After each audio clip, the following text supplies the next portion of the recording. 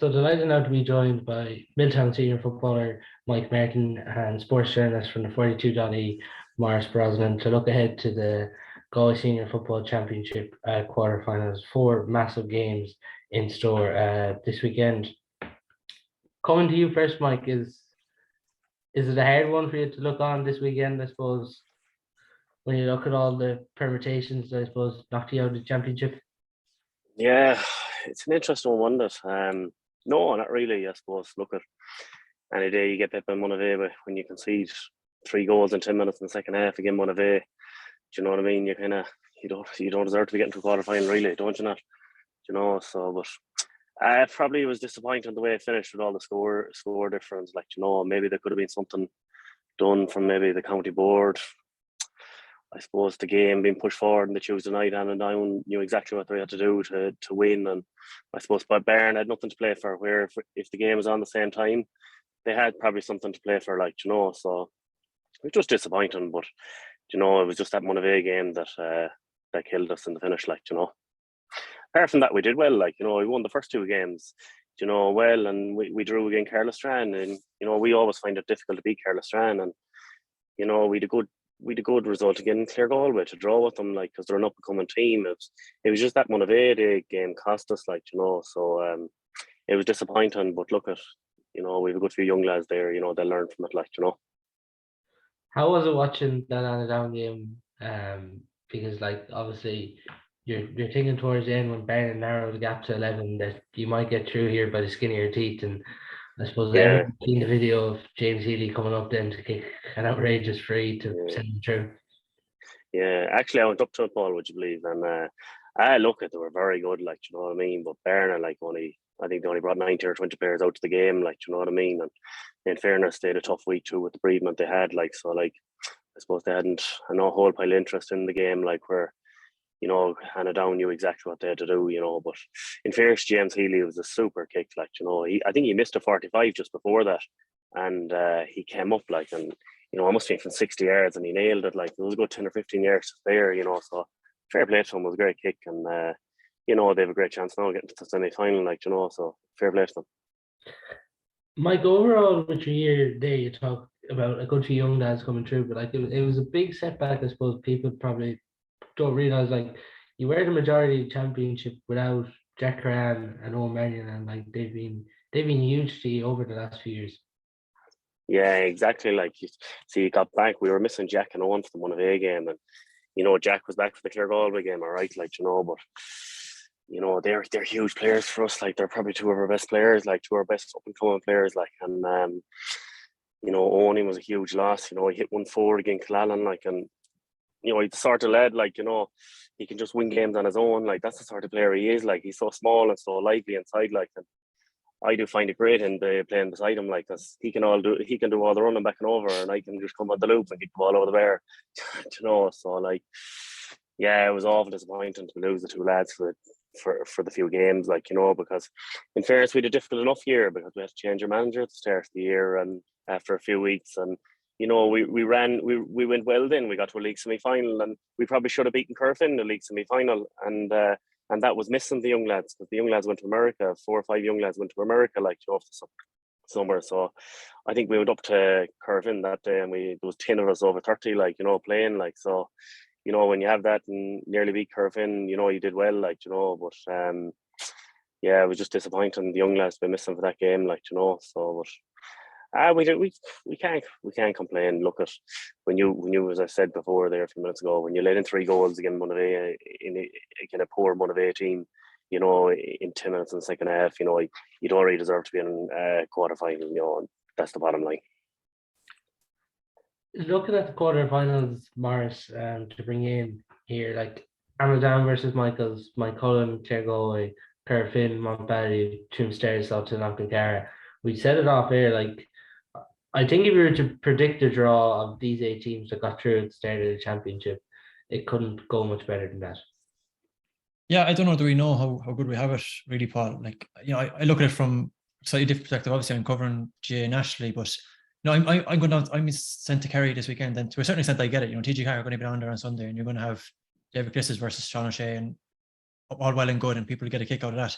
Like, that game could be a total non-contest. I think he's Kerry 1 to 10. Like you're looking at really one-sided quarterfinals there. The same is true for arguably both games on Saturday night. I think like other than the Moycullen game is the biggest outsider Corofin on 2-1. Like that's what more could you want really from a quarterfinal perspective? So I think Saturday's an equally as intriguing game of football. You've got really competitive games. There's a lot of interest in them both. I think like it's a perfect tally because of how well the championship has been run so far. And I was writing about this today, but I think like I don't sometimes I wonder, do we realize how good we've had it this year? I think definitely the championship by and large went extremely well.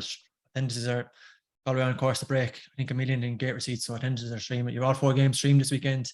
You look around you this weekend, you've got other counties who didn't stream a single game for their entire club championships. You've got neighbouring counties who are one code dominated and they ran off championships in, their teams were out after 3 weeks. Like they the whole month of August, they were knocked out of championship in June, and the whole month of August they were doing nothing. There's no championship played. So from my perspective, I think Galway championship in a very good place. This is a very exciting weekend, and I can't wait for it. With that as well, Maurice, just before we do get into the first game, Tuam and Salthill, I suppose the exciting thing here is the winners of this weekend, the draw we met Sunday, and the semi-finals are next weekend too. Yeah, exactly, and like that. It's again, a credit to for having a draw system the way it is. Like I do think, Paul, there's probably we probably have been blessed in terms of when you're looking at it from an outside perspective, and you've got like to get Corofin Mountbellew was always going to be the standout draw, but there is intrigue in all of these games. I don't know if you remember, like I remember Galway played Moycullen last year, first round champion, and it was a thriller. Like Connor went up the field, he could have scored an absolute screamer at the end of the game. I think they won by Moycullen flew over 9 by a point, I think, in the end. Points. So it was 112-14 or something. Yeah, the game's kind of come back to me here small. I think Moycullen might have missed the penalty, and that would have put them 6 up, and then Galway made a late rally. But anyway, just to double down the point, there's added intrigue in all of these games. Tuam Salthill should be an absolute cracker. I know you're going to start there. So yeah, I think we've been blessed both by fortune and by good organisation, really. And Maurice, on just I suppose start the Salthill Tuam preview. Salthill have been going so well. There's a lot of talk about them now, possibly as contenders. But if there's one seasoned team that are licking their lips, it's Tuam Stars. You feel this weekend, like I don't think they're going to have any fear whatsoever of Salthill this weekend. Yeah, absolutely not. I don't know if you remember, lads. First thing that came out of my mind when this draw came out was these two teams played each other in the 2012, I'd say, county final. It was just a dog of a game. Like it was lash and rain. That was a really tough to break down Salthill team. Like the Finney Haney at the back, Sean Armstrong kicking frees on the other end, and it was an absolute dog game. I would be reasonably confident we'll get nearly the opposite this weekend. I'm surprised looking across the 3 papers today. All 3 papers have picked Tuam. Like just from my perspective, looking at Salthill, I've seen them up close now a good bit. Obviously, they beat us the first day out this year. I think they're motoring really extremely well. Attacking wise, like they really have a good balance with Rob Trinity coming out around the middle, Tom O'Connell close to goal.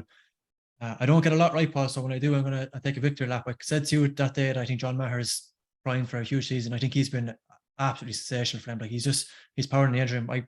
He's a really good shout now to be recalled back into power choice. He's had in some ways he's been very unlucky. I don't know if you remember his debut for Galway was the Mayo game in Tuam in 2020 when they bet 16 points. It was an absolute annihilation, and we haven't seen much of him since. But both from Sigerson to but this year particularly, I think he's gone to another level. Just his work rate is absolutely huge. He's a really good kick-out option. You can clearly see Lavelle trusts him. Like when they're under the cosh, he's a man who goes to.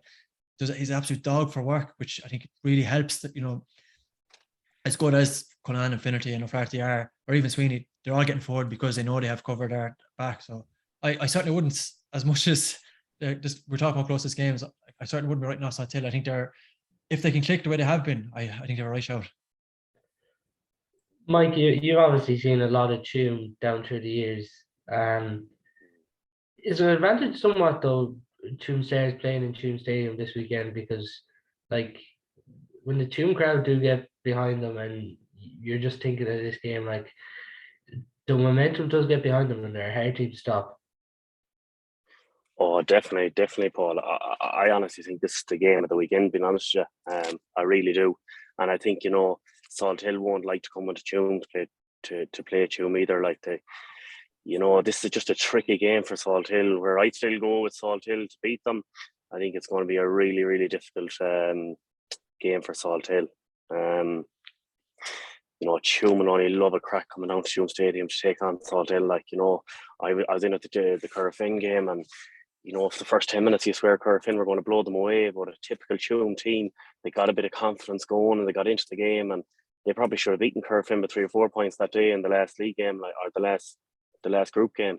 You know, so like, you know, a Tuam of good players. Like, you know, for years there, they were only reliant on Jamie Murphy there, like, you know, to pull the strings up front, like, you know, and the rest of them were probably only wearing the jerseys, like, you know. But this time around now, the last year or two, they Brian Mannion and Cormac McWalter up front, and you know, they're a dangerous team, and you know, Gary O'Donnell is still playing well for them at the back, and you know, they've a nice core of players there, and they will definitely fancy themselves to take Salthill, like, you know. But then on the other hand, you know, you see Salthill, like, you know, they've great talent, you know, great young players, they're a good age group, good age profile, you know, and they've John O'Mahony over them, and I suppose Finian and Sean, their selectors up there as well, like, and they're putting a lot of work into it, like. So, you know, if they could win now and at the weekend, like, it'll set themselves up lovely for a semi-final, like. But you know, I'm with Maurice there. Everyone is saying Tuam is kind of, they're predicting Tuam to win, like, you know. But I think it's prime for Salthill now. This game, it might be exactly what they need. Let's say going into a semi-final or a final, like, you know. But just don't underestimate Tuam, because Tuam will only love, as I said, to go down to Tuam Stadium and have a crack at Salthill, you know. Mike, Robert Finnerty is really kind of caused, I suppose, the most issues for oppositions throughout the group stage. He's dropping deep at 11. He's setting up everything. He's been really central. Is someone like Gary O'Donnell now? Is that who Tuam need to put on him this weekend? Well, it probably will be if he's going to play an 11, like, you know. But Robert Finnerty is a serious footballer, Paul, like, make no mistake about it, like, you know, and he's the right age, 23, 24, you know what I mean. He's pretty much been man of the match in most games they played. He's third top scorer in the championship, you know what I mean. He's racking up scores, you know. But you know, but Tom O'Conlan's a great footballer as well, like, you know, and he's been in the Galway panel this year as well, like. So, you know, it's up to him to stand up as well with Robert at the weekend, like, you know. So yeah, but Robert Finnerty, a class footballer, like we've seen all year what he done with Galway, like, you know, he's been very good, like, you know. But I just think this game at the weekend it means probably a bit more to Salthill in terms of their progression as a team, to maybe challenge the likes of Mountbellew and Mike Cullen and Corofin for a county title, like, you know. So in my opinion, like, there is probably the two of the most evenly matched teams, and I think it could be the game of the weekend, to be honest. Yeah. And Morris, that's something that maybe poor choice might be kind of thinking to himself, because like, it's just a freedom Robert Finnerty's got this year out of 11. He just looks a totally different player, maybe a dynamic to his game that we haven't seen with Galway yet. Yeah, absolutely. And I think you probably have to I give major credit to Mannion for that as well. Like, Paul, I think a team of this weekend, right, is going to be, you know, we were talking small bit off here, like, not to, you know, keep digging the dagger here on Mike, but just to go back to the Anadone Marnie game for a second. Like, Anadone went out that day and they press James Keane's kick out to life. Like, in the first half, there was like sometimes the 12, 13 players pushed up right high trying to pin him in, and it worked. Like, they ran up 1-5, 1-6 that day. And I think they're like, will they do the same to Tygamati this weekend, for example? If you're going to go out and be brave, I think would be something I look at this weekend. So if, like, I wouldn't be one bit surprised if Tuam send Gary O'Donnell after Robert Finnerty this weekend. But I kind of hope that's what they'll tell him. You don't have to be chasing him ever. Like, you still have the freedom on 11. We'll cover back for you. We'll utilize someone like John Maher, actually, for example, right, to cover back for you and try and do that double work. And you stay there, be our focus point there, feed inside and getting the ball the way he's done so well. And that's, like, I hope teams are kind of brave about that this weekend. Like, you know, there's not that, like, if you're picking an all-star team for the club championship, from what I've seen this year anyway, Darragh Forkin is nailed on number one. Like, I think he's been absolutely brilliant this year. He made that save he made that Corofin game. Was that far hurt very in the second half? Like, that was absolutely a incredible save. So I don't think he's necessarily going to crack him, but I do hope, like, Salthill don't compromise too much. I think, you know, just a small bit of talk. Matthew Thompson is touch and go for this weekend. Players like that would be big players. Like, Colin Sweeney be a huge player in terms of giving that kind of a punch from deep too. But I do one thing I look at, and I will circle back to your question, I promise. But the one thing I look at is I hope teams do kind of go forward, like have a real push this weekend, particularly. I don't think if you sit and contain or try and sit and contain either of these teams. I think that you play to your strengths basically. In terms of from Finn's perspective, yeah, absolutely. I think there's a huge amount. There's a lot to be said for when you look at, like, you probably don't necessarily see a 3-man inside line much more anymore. And then you look at the way Galway set up this year, and trying to give Shane out in the 40 or Shane Walsh out in the 40 and Homer inside, and then trying to swap them. And there's actually, the best solution could be to leave them both inside and let Robert do that job. But I think he's definitely shown this year he's more than capable. Mike, Marsh talks there about both teams going to press, but like, do you think Tuam are going to change maybe their tactics much? Because I just think what you're going to get from Tuam: hard tackling, physicality out around the middle, maybe bringing a lot of defenders back, and maybe, as you talked about, just keeping them 3 forwards of Brian Mannion, Jamie Murphy, and Corofin Walter up. Yeah, I just think the big thing with Tuam is, and I'll come back to it again about Jamie Murphy. Like, he's been the standout player every time you buy the Tuam hurl. It's nothing but Jamie Murphy, Tuam stairs, Jamie Murphy, Tuam stairs. That's what it's been about, like, the last 10 years. And like, if I was Kevin Reedy there, the Tuam manager, like, I'd be putting the 2 young lads aside there during the week of training, Brian Mannion and Cormac Walter. And like, they were on the Galway panel this year, Paul, and I just saying to them, lads, I was like, it's county quarter-final in Tuam Stadium against Salthill. If you want to be in Port Joyce's plans and not to be going around as an on-target sub next year, stand up the next day and kick 10 or 11 points between you and really put your name in the hat. Like, do you know what I mean? Robert Finnerty's doing it for Salthill. You look around, Shane Welsh does it, Damien Comer's doing it. Do you know what I mean? All the Patrick Kelly's doing it from Mountbellew. All these teams are at it. All these players are at it. Like, do you know what I mean? And like, that's a big challenge for them lads at the weekend. And you're right, much the same one. That's exactly what Tuam will bring. They'll bring hard hitting. They'll bring honesty. They'll be well motivated, well drilled. And if them 2 lads can click up front, Brian Mannion and Cormac Walter, it'll take Salthill all their time to beat Tuam. Because another thing as well, Tuam will have gained an awful lot of confidence from the Corofin game. And I know they got well bet again Mike Cullen, but they did very well in the first 3 games. They won them pretty good, much comfortably. So the only dip they've had is again Mike Cullen, and it was a wet day above in Pear Stadium, and it was a Sunday evening, and so like, they responded very well against Corofin. I was very impressed with Corofin there last weekend. So I think it's a very tricky game for Salthill, and it'll take all their time to beat them. Mars, obviously then for Salthill, Tom O'Connell, Robert Finnerty, as we mentioned, being so impressive. Even looking at the half-back line, Daniel O'Flaherty and Colin Sweeney have been really good. But with the matchups, like, we've seen Garrod Armstrong sit as the sweeper a lot for Salthill. So, like, your point there earlier on is, like, that's going to be interesting when Tuam just let him sit and play that free role. When he has sat and played that free role, he has looked really, I suppose, composed and comfortable in that role. Yeah, he has. And like, you can try and do, it's ironic, I suppose, that the perfect player to occupy someone like that would be someone like a Robert Finnerty, but maybe you don't have the leeway to do that. I would say too, Paul, there's probably an element of, like, a coach and bravery it comes in different forms, I think. And sometimes, you see the latest lingo and all the stuff that people are brought out about. And a big one lately is kind of the scoring zone. And we have to get our shots off inside the scoring zone. And I was actually talking to an intercounty player about this from Westmeath during the week there at Larkin Dolan. They just made the point.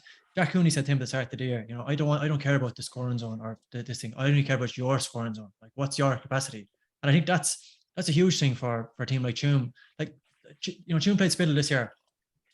They were 3 points up after 10 minutes. In the first minute, ball went into Jamie Murphy. He was standing on the sideline. It was his first touch. He, without taking a play, he took a shot and struck it over the bar. Did the same. I think all 3 of those points he scored the first 10 minutes. He didn't take a play. Now, a lot of people, that's counterintuitive. You're supposed to work it into the D and all this kind of stuff. When you have a guy and you trust a guy like that, he's a proven club pedigree year on year, as Mike outlined there, you let him do it. So I actually think, like, someone like Armstrong, that's your job, is to get on his boot. Like, don't, that can't be, even let's say it's William Finnerty, whoever ends up on him, it can't be a one-man job. Like, it's your job to, when you should, you run into players that if the ball is in his hands, he has the capability to shoot. Not that he's by any means selfish. At the first start of the second half there, you could see suddenly that when Spill started to cop on, he was laying off ball and creating scores too. But I think that's, when you have a sweeper like that, you're trying to drill him. Your job isn't to drop in behind the fullback line here and sweep up in case something breaks down. Like, your job is to try and double up, force the turnover, and let us break out again. You know, it's a great point you make there. Mars, though, just with the Salthill forward line, yeah, you have there, obviously, we've talked about Finnerty, Tom O'Callaghan, Evan Murphy played the last day, Paddy Kitt came in, Charlie Power's been there, and Evan Nolan. It's just like, it's hard to know what other forwards will play in the Salthill forward line. You could maybe name 3 to 4, but I suppose there's still 1 or 2 positions, but I suppose that just comes back to the depth that they do have. Yeah, like I don't think that's a bad thing, really, to be honest. Like, I think that, you know, like Mike made a great point there a second ago in terms of there's a kind of an onus on players to go and assume a jersey. Like, you know, in terms of, you've got a club mate here who's standing up week on week. Now it's your job to take on that mantle and carry it on. And I would definitely argue that, you know, like you can't be looking to be like Robert Finnerty or Tom O'Callaghan because they're in an inter-county setup. You can't be looking to them to carry the line. Like, these are young players. The same onus that should be on everybody, or even players like Paddy Kitten is really established club player, like a guy like that who's probably brings me more athleticism, something different, like a different kind of dynamic inside there. There's onus on them to go and kind of take a jersey. Like, I in many places, that sort of competition is what fuels the squad. So I wouldn't see that as a negative by any stretch. And Mike, do you still just see Salthill getting over the line here? Yeah, I say if there was ever a draw to be maybe for the weekend, it could be that one. Like, you know what I mean?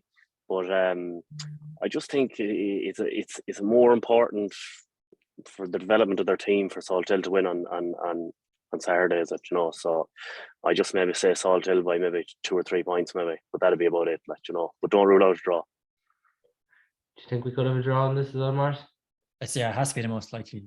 On a very boring answer, I'll agree with everything Mike said there. I think it's absolutely shut up, but I see this could be an absolute nail biter.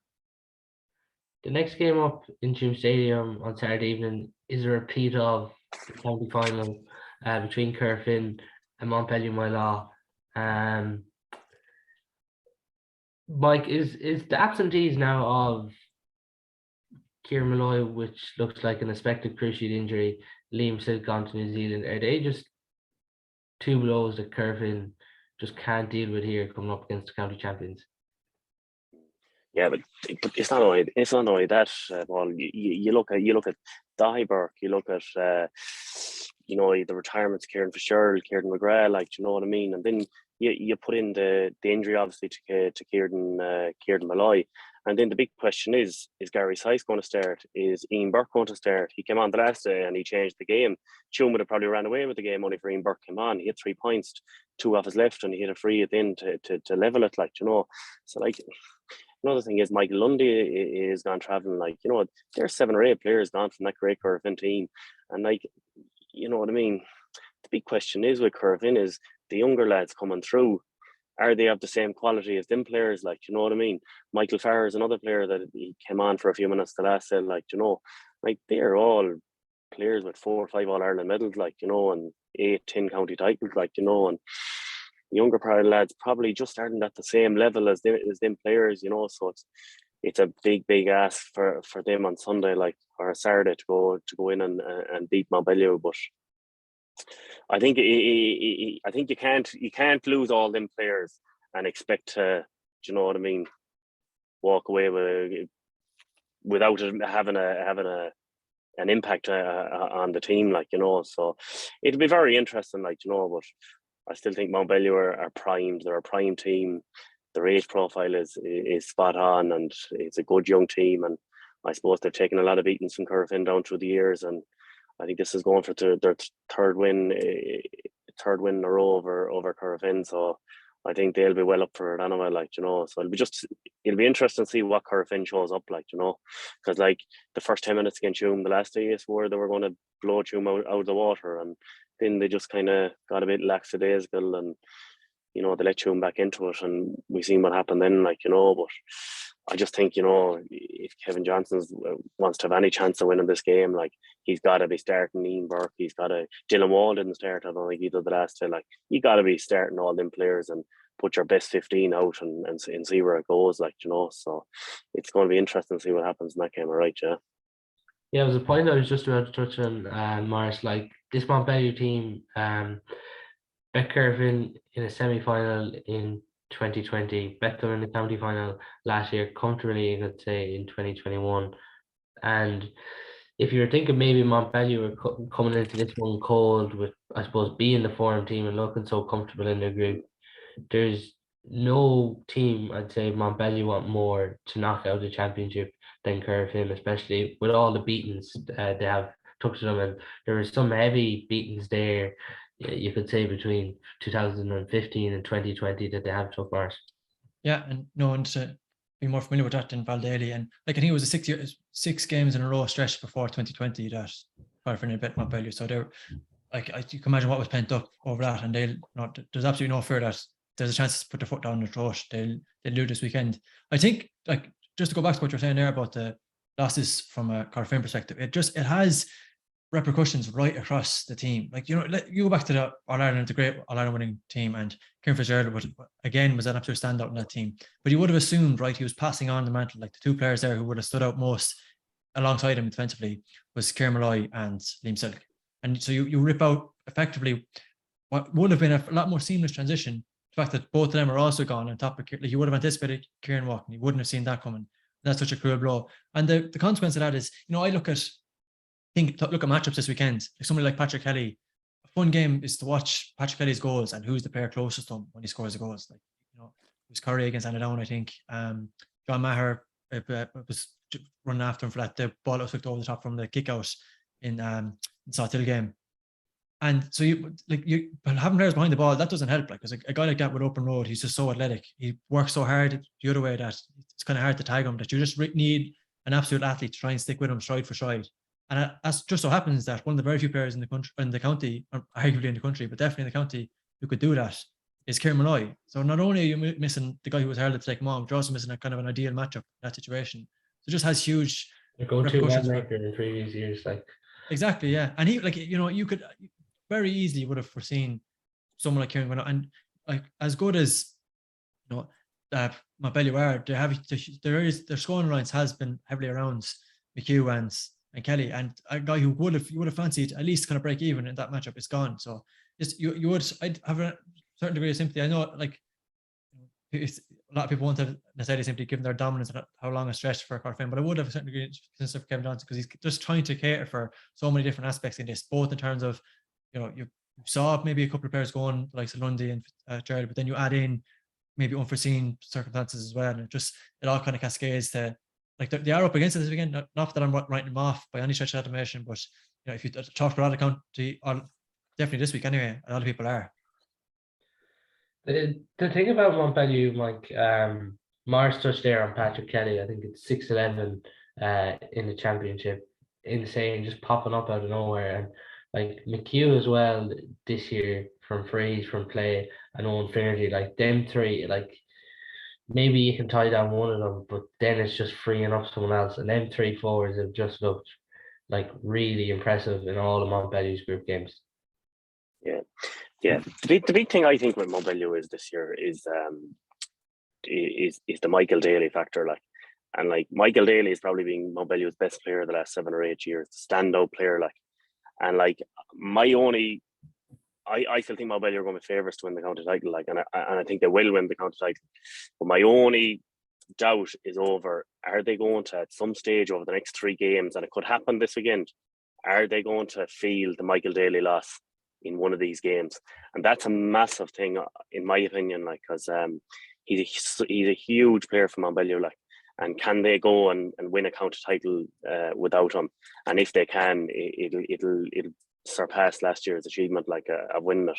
That's my opinion, And another thing as well is it's not promised a great day Sunday, like, it's promised awful bad weather. And I remember last year we played Mountbellew and we were after losing to Spittle in the first round, and kind of no one gave us a chance. And all we did was put 12 lads behind the ball, and we put the three young lads up front, and we just kind of won frees and kicked frees, and we frustrated them. And you know what I mean? We frustrated on Finnerty, we frustrated Bar McHugh, and likewise Patrick Kelly. And we came within a few minutes of beating them, like, But I just think Mountbellew they're well equipped, and they're like, Corofin have no kind of they've no form leading into the game. Like, you know what I mean? They won their first few games. They lost to Mike Cullen. You know what I mean? They just about spittled by 4 or 5 points, and drew with Tuam, and it's just all pointing towards Mountbellew win, isn't it? But look, a wet day in Tuam Stadium, you can't go writing off Corofin either, like, but it's just the players they're missing, like, and the quality of players they're missing, like, and they haven't, like, and as I said at the start, like, the younger players coming through, like, they probably aren't at the same level, and I suppose that's just life, really, isn't it? Like you just touched there, I want to touch back to the Michael Daly point in a minute, but Ian Burke earlier on the show, you touched about him, like he changed that game, as you mentioned. Like, there's no doubt about it. He 100% has to start for this Corofin forward line this weekend. Oh, without a shadow of a doubt, Paul. Like, sure, it's laughable, really. Like, you know what I mean? Whether he's training or not training, like, he came on again in Tuam, and he looked well in shape. Like, he was very lively up front, and I was very impressed watching him. He was the best player on the pitch in the second half. And like, I don't know what's going on up there. Like, see, you don't know, like, do you know what I mean? Why isn't he starting? But to me, if I'm a manager of Corofin and Ian Burke, I couldn't care if he's only training once a week or once every 2 weeks. He'll always be in my starting team, like, because he's such a quality forward. Like, he's the last Galway All-Star, like, so you just can't leave a player like that, no matter what strength and depth you have in a panel. You can't leave a player of his quality on the bench. Simple as that. Maurice, just on Michael Daly, like, there's been a lot of talk that he's been back on the pitch doing sessions and everything. But then what Mountbellew have done in the last few rounds, they've moved Billy Mannion to midfield. Yeah. Billy Mannion was their full back last year, so like that's intriguing whether they stick with him, because since I think in the last 2 games since he's went out midfield, and he was on one team of the week. I think he was man of the match another time. Like, you can tell why Billy Mannion is playing there, because he does have ball skills to play there as well. He does, and he's an impactful player on both sides of the ball. In terms of covering defensively and all that stuff. That's his proven pedigree there. But you can free him, maybe release slightly off the shackles a small bit out around the middle of the park, and he can have an impact there too. And particularly, one thing I find is that if you try and go long, he could spoil all day. So he's kind of a defensive kick out threat as well. Like, and I'd be curious, like, maybe what the two of you think. I wonder, like, what way are Corofin going to set up this weekend? Like the way, like Mike mentioned it there, that the way they set up last year on a wet day. But like, I don't know, lads, I was sitting in the stand again when Corofin played Uachtarden the first day they out this year, and like, just put it that way, like, Corofin fans were not happy with the way Uachtarden set up. We put it that way. There was very clear expectation of the way they wanted to see their teams play. Now, you could also make a counterclaim that their best chance of winning this weekend is if they do go out and try and frustrate Mountbellew, particularly without key man markers, and then say to the likes of Tony Gill, Ian Burke, Farragher, the onus is on you now to go and win us this game. Like, we'll do this kind of dog work here, but there's a bit of expectation that I think Gary Sice is still their top scorer this year. Like, there's a bit more expectation that you need to carry a bit more of a mantle here. And like, I'd be intrigued. Like, Kevin Johnson's a very in-tune coach. You hear him on the sideline, like, he uses kind of like language like +1 and all that kind of the modern coaching stuff. So I'd be curious to see what way Corofin go out and set up this weekend, because when you look at it on paper, I think they're the second biggest underdogs on these games. Like, we often say that maybe if underdogs set up more conservative, that's the way to make it competitive. I don't know, would Corofin have the kind of the stomach to do it? Mike, just bring in there. What way do you think Corofin will set up? Yeah, but I watched them against Tuam, and they're defensive enough. Like, they got men back. Like, so I don't know the Kevin Johnson style of football, but it's definitely not Corofin style of football. Putting lads behind the ball, like, but I suppose they're definitely going to have to do something on Saturday to mind that for Mountbellew, for them few Mountbellew forwards, like, but as Maurice said there, it's all about the young lads, like, can they step up, like, can they really, really step up in the county quarter-final now and deliver for Corofin? It's over to them now, like, the older lads have done it, the Michael Farrers, the Ronan Steeds, all these players, like, and I suppose the young lads were tagging on the last few years, getting handy county medals, and they were just on the fringes, like, the squad, like, and you know, that's the big question. Like the Tony Gill, the two Bradys, you know, who else is there? Dara Silk is a big player. Like, this is their time if they want to step up, because the reality of it is, if they don't step up on Saturday, you know, they won't be in the championship. They won't be in the championship Saturday evening if they don't perform. You know, because Mountbellew will bring everything to the table. You can be sure of that. And like we talked about the three Mountbellew forwards, but Maurice, like I know you've had, I think you had a piece on him throughout the year. John Daly, like he is so central to, I suppose, all of this. You could even see like a couple of the balls he played into Shane Walsh in All Ireland final. Like he does that similarly with Mountbellew as well. Yeah, well, I'm glad you said that, because I'm kind of sick of repeating myself talking about it. Like a crucial component of a centre back, like, you know, there's a national conversation right now, Paul, going on about who should be the centre back on the All-Star team, right? Like that's it's current conversation for debate. And the thing that Daly has that I would argue we haven't seen from any of the other candidates is that, like, he covers back and he's a really good protector source defensively, but on the ball, his kick passing ability is absolutely phenomenal. Like from centre back, he had 5 assists in an Ireland final. Like, he created 5 points from centre back, and these are kick passes, like direct kick passes into play. So, but like, there's, you know, you mentioned one. I had a debate with somebody earlier this year. Like, I wondered, given what the Mountbellew were doing in midfield, now Mannion has done a fine job, but I often wondered, like, would they nearly free John Daly out to go out in midfield? Now I think they can't do that because he offers so much protection going backwards as well. But yeah, I think but John Daly is the type of centre back where other teams go out and plan, how do we stop him? And that's a rare thing in Gaelic football. Yeah,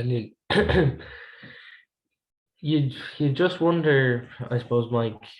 You looked at the Corofin half back line today. Dylan Wall, you expect him to come in for Kieran Malloy at the weekend, who's out for injury. Conor Cunningham was there, but you're just probably thinking that Conor Cunningham or Dylan McHugh will probably have to move into the full back line this weekend.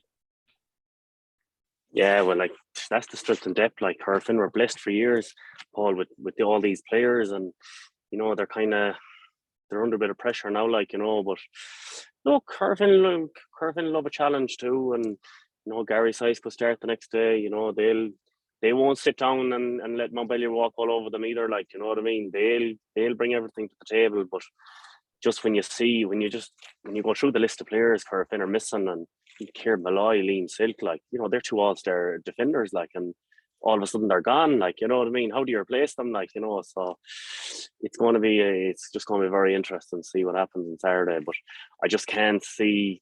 I think Mountbellew will have enough of them, like, you know. And Maurice, can Corofin upset the odds? I don't think so, but it still feels kind of weird to back against Corofin. But I don't think so. I just think Mountbellew kind of proven pedigree now. They seem primed for. You look across, like, as much as the joy they got out of last year, I imagine there was huge frustration about the way the provincial campaign ended. So they had one eye across. You know, you look at county champions in Mayo knocked out, county champions in Roscommon, obviously Portuguese knocked out. So I'd say they have one eye on that, and what they could hopefully launch starting this weekend. Moving on to the 2 other quarterfinals then on Sunday.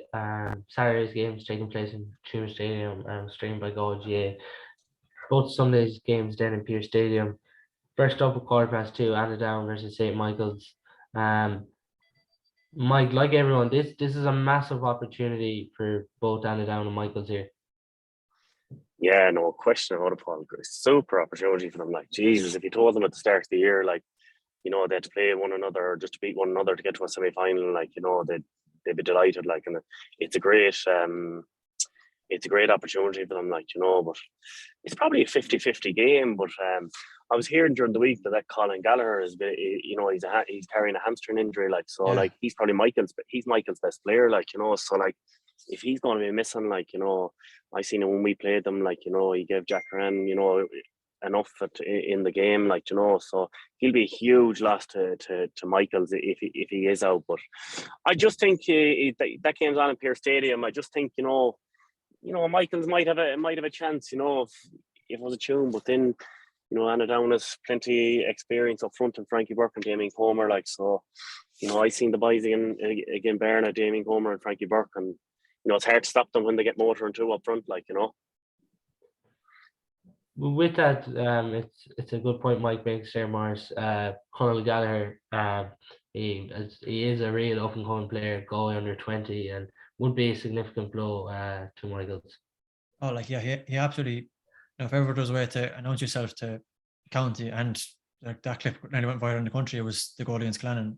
He'll be an absolutely huge loss. Like I think you're looking from my perspective, they're probably looking at again, like a matchup for someone like Damien Comer is a really tricky one because you probably want somebody who's going to go and just toss the ball for and going to go and cancel them out. And there's nearly like there's a huge amount of football in Michael's defenders, which is obviously a great thing, but in some ways when a game like that, it can nearly be to their detriment. Like Shane Maloney is a fabulous footballer. He's a huge amount of football in him. Shane Connington, he's a neighbour of mine. He'll kill me for even bringing his name up, but like he deserves it. Like his form has been brilliant this year. He's wearing 3. He's not playing there. He's still playing centre back where he was last year. But just getting forward, he's kicking points. He's a real point of difference for them. Again, a really great footballer. A shame for him, talking about absentees. From my perspective, John Hamry would be perfect for a game like this, like absolutely perfect. You can put him in a full back and let him go toe to toe with Comer. Jack Brown might do it, but I think that's a matchup they have to get right. Mike mentioned Frankie Burke there, like from a Galway perspective or from a Barna perspective. Not only was the game a bit of a knock-out and there's not much on the line, but also the fact that Sean Fitzgerald went off injured then on top of everything just compounded that, and yeah, he just made hay from then on out really. So that's two, like they're huge matchups for this weekend, absolutely huge matchups. I think from a Michael's perspective, it'll be interesting to see. I curious what your thoughts on this, Paul. Like, what way are Ireland going to set up again? Like, are they going to be as aggressive as they were against Barna? If they really went after James Keane's kick out. Tygo O'Malley is a boomer of a kick out. If he gets out over the top of that, if you can get out over the top of a kick out like that, if the press is on, you turn it over, it looks great. But teams get out over the top of that. You go back to Patrick Kelly's goal against Salthill, and that's exactly what happened. Like that was just a booming kick out over the top, ball flicked on, and suddenly you've got open road in front of you. So I'd be interested to see. I think this could be the cages game of the weekend, but I would be interested to double down on what they did against Barna. Yeah, Mike, maybe that was something surprising. I haven't always seen Andown go full press, but they really did go after James Kane against Barna. You played against Michaels in the group. Do you think that like Tygo O'Malley, like Darragh Forkin, has been really impressive in goals? Do you think that's the way to go after the Michaels kick out? Yeah, I do, because I think it was our second goal.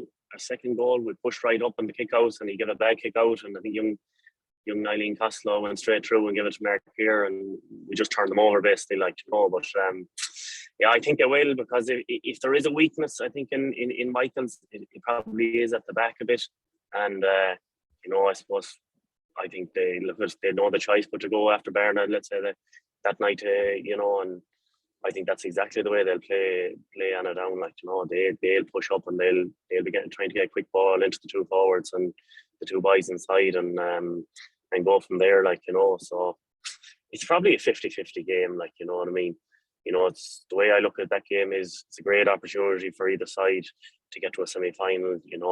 Probably more so for Michaels, because they have a good underage coming through. They've won a bit of underage the last few years, so it'd be probably great for the younger lads if they could get to a semi-final, but if Damien Comer and Frankie Burke show up, it'll be hard. But it's just the fact that it's in Pearse Stadium, might give Michaels a bit of a chance,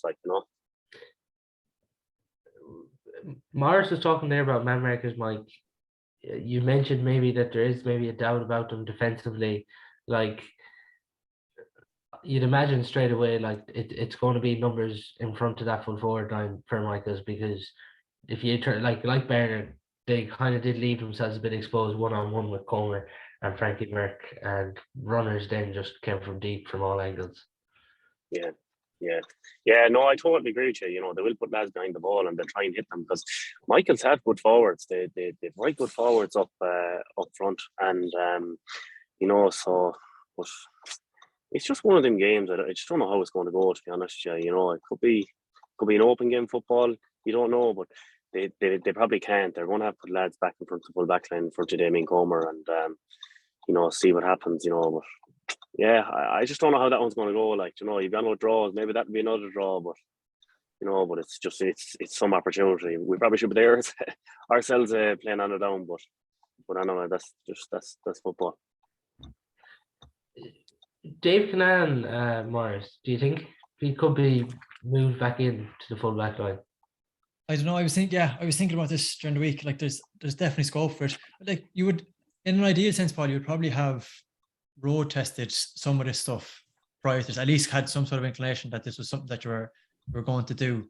And I think that's an interesting conundrum for a couple of teams. If you're familiar with your position, let's say, for example, right, like Claregalway, we'll talk about that game in a second now, but like, Claregalway and McCullen, they probably know a bit more familiar. They probably know there's danger to it. It's a bit of talk about Mark Rowan coming in. Like, he came in there last year, picked a great point off the bench. But could he do something similar? You would probably trust him. If it's 50-50, you might take that gamble because you have in the back of your mind, you have kind of evidence, right, that this worked. So in an ideal sense, you might have been able to road test it a small bit more. But at the same time, like, there's not a lot unknown from a Mike's perspective. They know exactly what they're coming up against. Whereas you could just Mike saying there, this is, you go back to the 2018 or 2019 last time Mike's made a semi-final, or even the 2014 team. Like, that was a team that was backbone by Paddy Glynn and the Horse, and this is a new team. Like, this is these young up and coming players, so maybe not quite as familiar, and as a consequence, might not be able to plan as well for them. Yeah, but I think as well, Morris, that if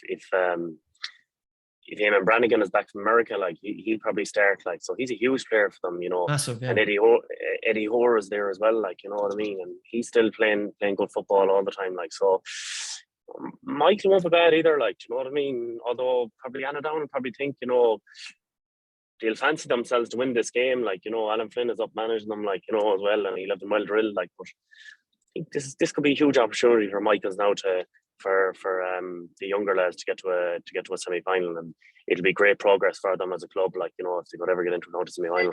And you just don't know what will happen in the semi-final. You could avoid the be Mountbellew or Cullen or someone like that, like, and get a Tuam or a Salthill, and you just wouldn't know, like, local derby, Salthill, Michaels. You just never know, because anything can happen, like,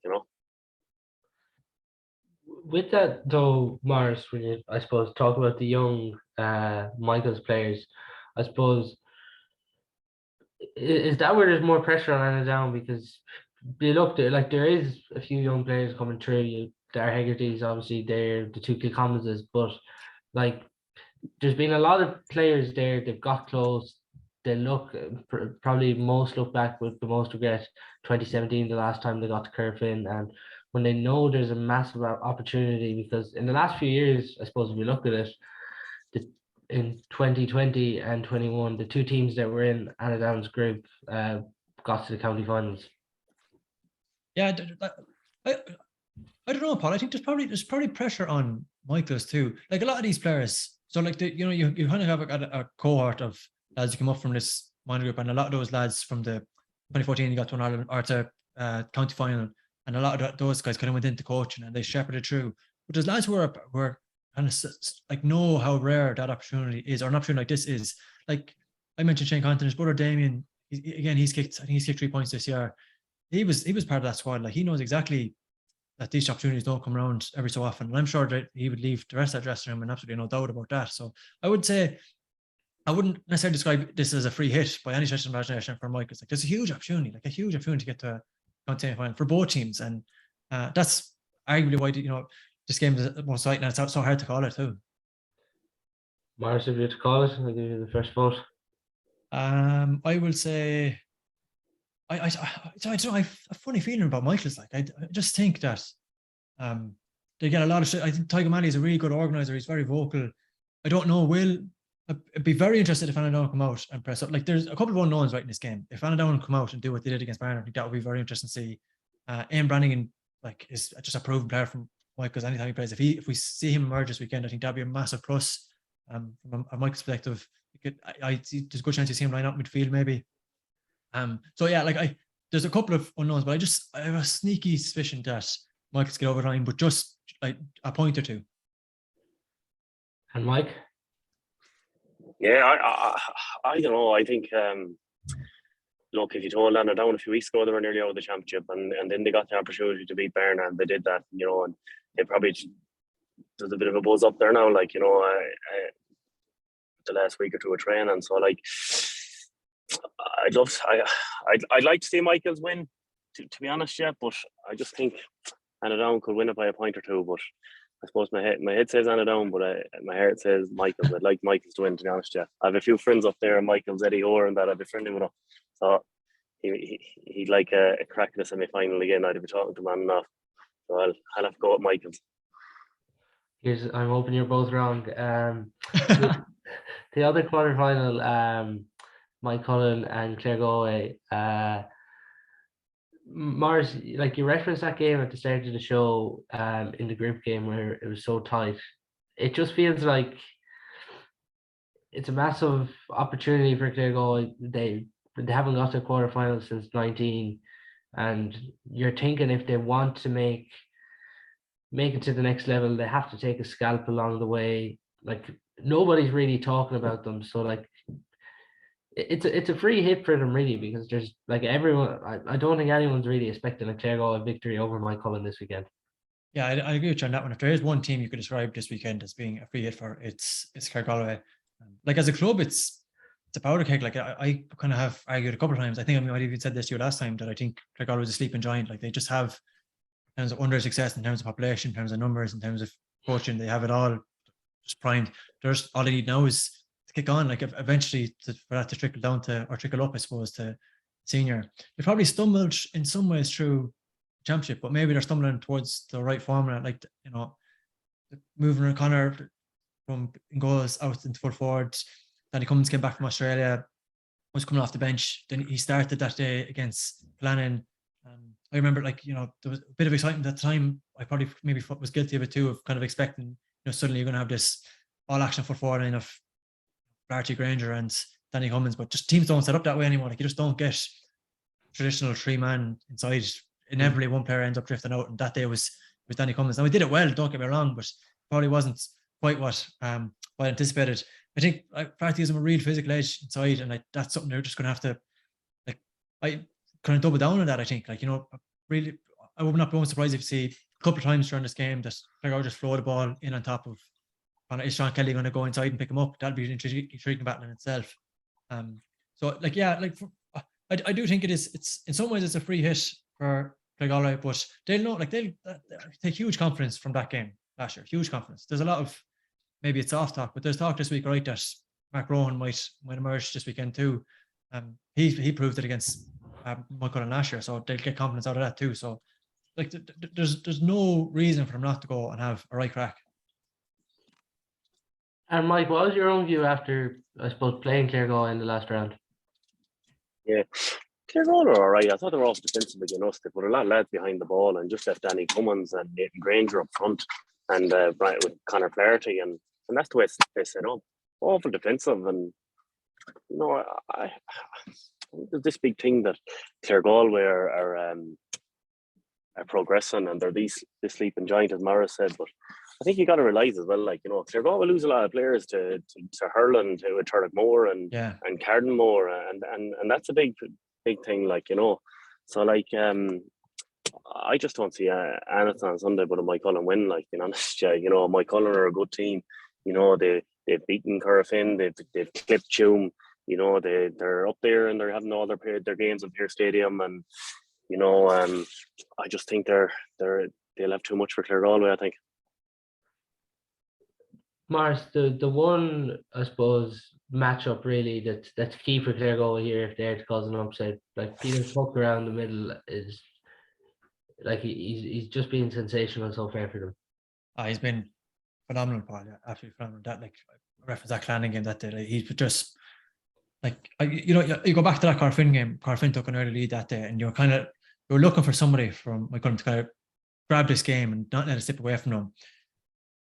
Peter Cook catches a kick out, turns, kicks ball into the 45, gets it back on the outside of 45, and his right boot absolutely steams one over the bar, like just an absolute screamer. And that's, you know, he's from 45, he's looks a lot more reliable than he did previously.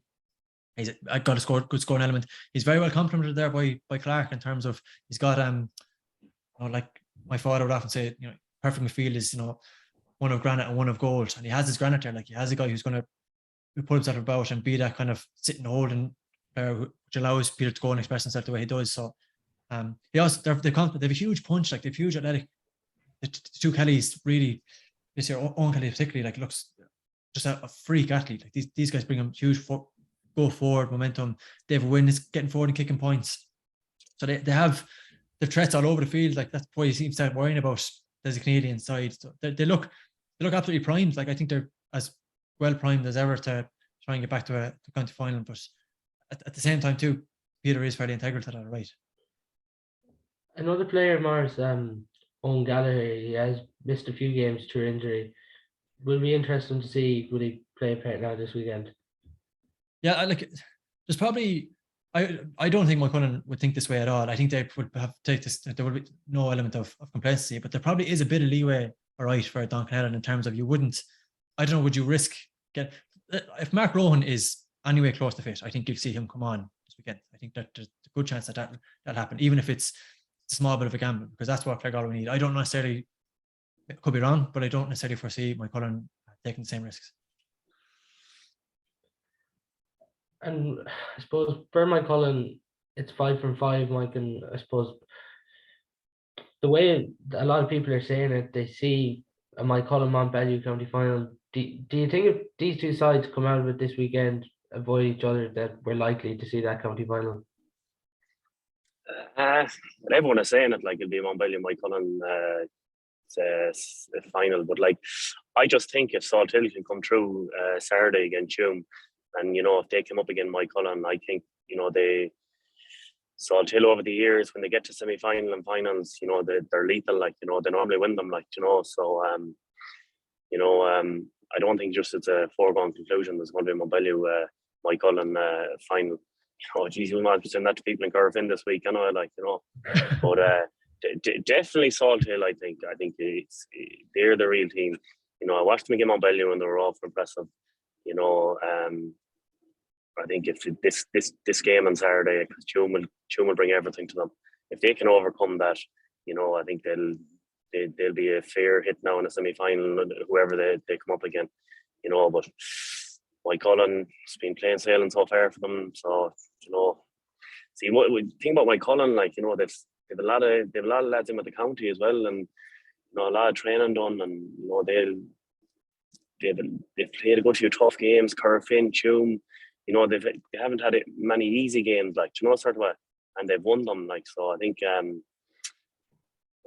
Mike Cullen, Mountbellew, but don't be surprised if Salthill can throw a spanner in the works there at semi-final, final stage. And do you see Mike Cullen getting over the line here, Mars? Yeah, it's hard to look past them. I think they're, as Mike says, they've proven their pedigree this year. They're arguably a step ahead of that 2020 team. That was a lot of Bradshaw and David Wynn kind of bringing back to work they did with Kevin Walsh inside in Galway and drilling that into that Mike Cullen team. I think they have been kind of evolved that a small bit this year, definitely. So yeah, I just as much as Galway, I still would kind of maintain they are everything is there for them to be up and coming. I don't think it'll be this year. Yeah, no, I agree. I think if you look at the age profile of the three teams, Mountbellew, Mike Cullen, and Salthill, they're best primed. They're at a great age, to challenge. But Tuam are going to. I think Tuam are going to bring a lot on Saturday, and they're going to cause Salthill problems. But if Salthill can go through it, it'll be huge. It'll be a huge win for them. They're 4 huge games to look forward to over the weekend on Saturday and Sunday.